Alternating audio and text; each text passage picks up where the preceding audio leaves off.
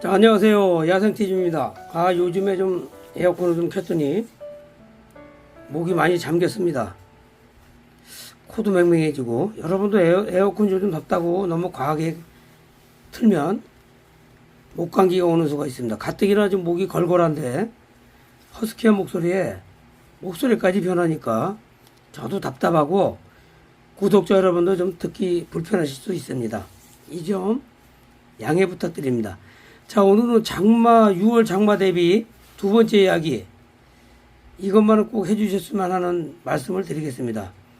자, 우리가 보통 보면 식물을 키우다 보면 뭐 커피 찌꺼기를 발효시켜서 주시는 분도 있고, 바나나 껍질을 뭐 발효시켜서 주시는 분도 있고, 또 이런 앰플이 있습니다. 우리 어머님들이 많이 쓰시는 거, 이런 앰플을 주시는 분들도 있고, 완효성 비료라고 해서 이렇게 코팅된 알갱이를 주시는 분들도 많이 계십니다.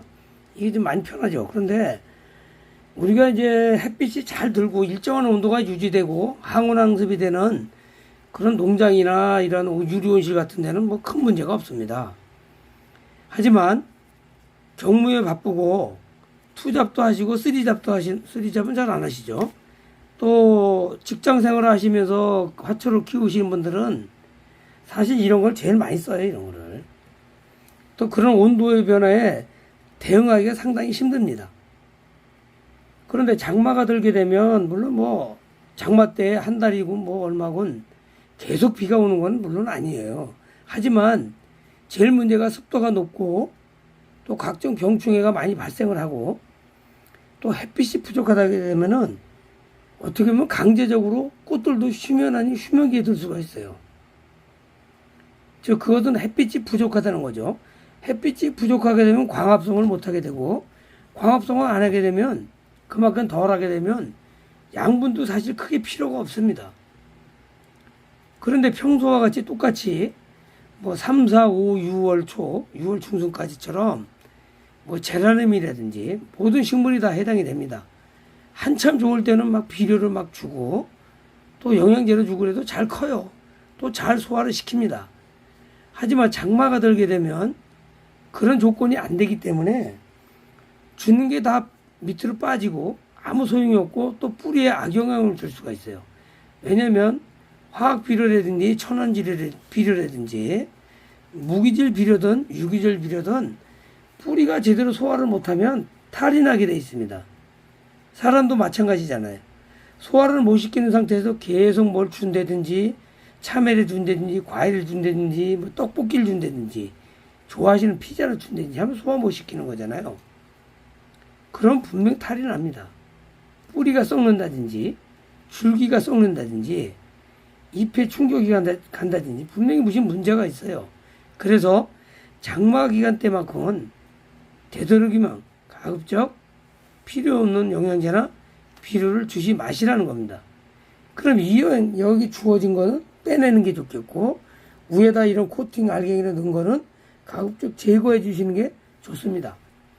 그런데 우리 집은 작년에도 괜찮았고 재작년에도 괜찮았다.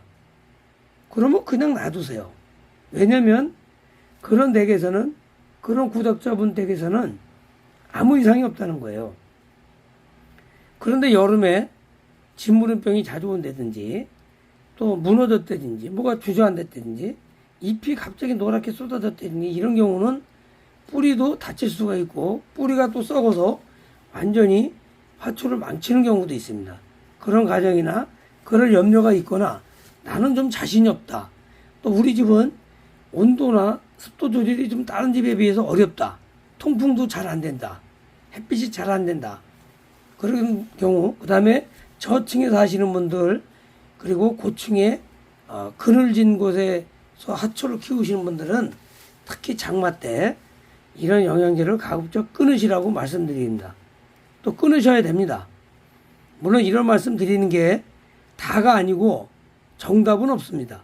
하지만 제가 그동안에 화초를 키우고 판매를 하고 여러 해 종사하면서 느낀 점을 말씀드리는 것이기 때문에 여러분들이 참고하셔서 여러분이 화초 키우는데 많은 도움이 됐으면 하는 바람에서 드리는 말씀입니다.